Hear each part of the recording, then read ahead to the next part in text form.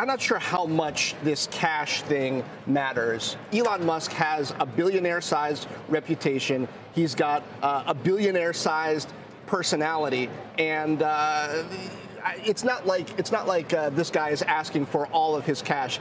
Does this particularly matter, or is it surprising given the size of the bets that he's been making? Well, I think we'd have to define cash poor. What does that exactly mean? There was a time 10 years ago when Elon Musk was actually cash strapped because he bet huge during the financial crisis on both SpaceX and Tesla. He basically saved both companies. They both worked. He was like sleeping on Larry Page's floor. Classic entrepreneur who actually takes risk. So many entrepreneurs pat themselves on the back. Oh, it's such a risky job. I deserve everything I get. It's usually not risky. Elon took the risk. But now my guess is he's got enough money to handle this particular trial, which is a complete waste of time, which is another issue for him.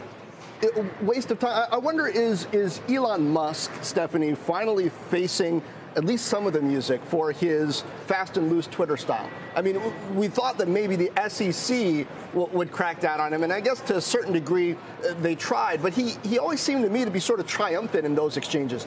He looks a little bit cowed now in court. Certainly the artist's renderings make him look a little bit down in the mouth, a little head between the shoulders.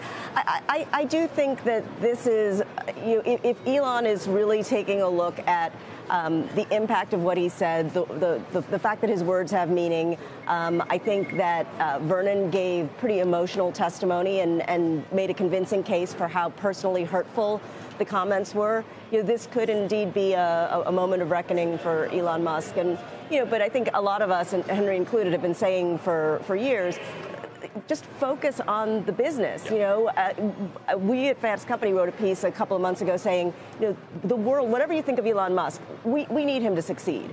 The electric vehicle market and the entire sort of ecosystem around electric vehicles wouldn't be what it is if it weren't for Elon Musk. We really are counting. If you believe in the sustainability model and you believe in saving the planet, we need Elon Musk to get his act together.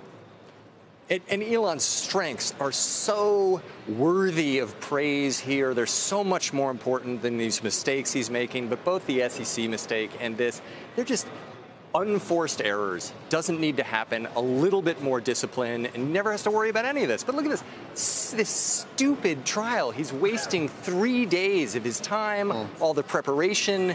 It's just such a waste of time, and so relatively easy to ignore it.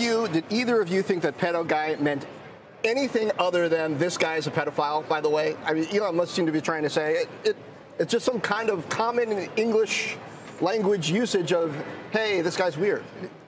It's not a term of art that I've ever heard before. I only interpreted it as you suggested, that he was implying that the guy's a pedophile. Right, yeah. In terms of this idea of being cash poor, this is Silicon Valley. This is 2019, almost 2020.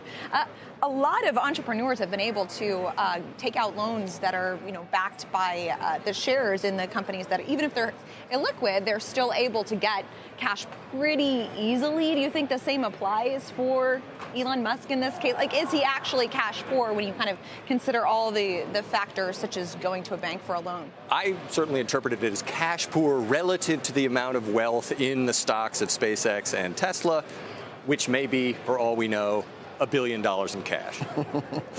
So we'll see. He could do fine. He could sell 100 million today. Wouldn't be a big deal. He's not cash poor. If I had his cash, I would not consider myself poor. Most of us would. I think that's about right.